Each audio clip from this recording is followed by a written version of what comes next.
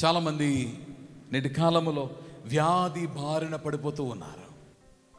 ఈ శరీరం బలహీనమైపోయింది, ఎన్నో రీతులుగా బలహీనపడిపోతూ ఉన్నారు. ఏ రోగము ఎప్పుడు సంభవిస్తుందో ఎరగని వారిగా ఉన్నారు. కొందరు ఈ శరీర రోగములకి వారి సంపాదనంతా కూడా ఖర్చు చేయవలసిన పరిస్థితి నెలకొంది. కొందరు ఖర్చు చేయలేక ప్రాణములు కూడా పోగొట్టుకునిచున్న వారుగా ఉన్నారు. ఈ శరీరము రోగముల బారిన పడింది, బలహీనమైపోయింది. ఈ శరీరమును బట్టి మానవునికి ఏమి కలుగుతుందంటే చింత, శరీర బలహీనత, శరీర బడలిక. కానీ దేవుడు ఏం చేస్తున్నాడు? మన్నులో నుండి తీసిన వాడు మన్నుకు సమమైపోవలసి ఉండగా ఆ మన్నులో నుండే ఆ జీవిని మహిమ జీవునిగా మార్చుచూ ఉన్నాడు.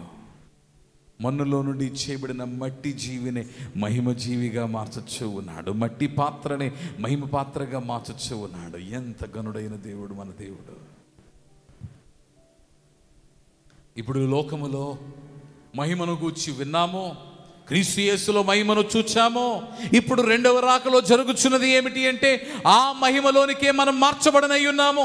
We will all turn into the glory of God. దేవుని మహిమ చేత మనలను తన మహిమలోనికి మార్చచ్చు ఉన్నాడు.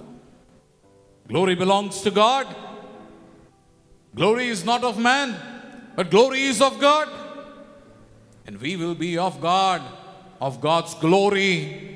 మనలను మహిమ జీవులుగా మార్చినప్పుడు మనము దేవుని మహిమ జీవులుగా మారిపోతూ ఉన్నాము. దేవుని సొంతమైన సంఘము రాకడ సిద్ధపాటుతో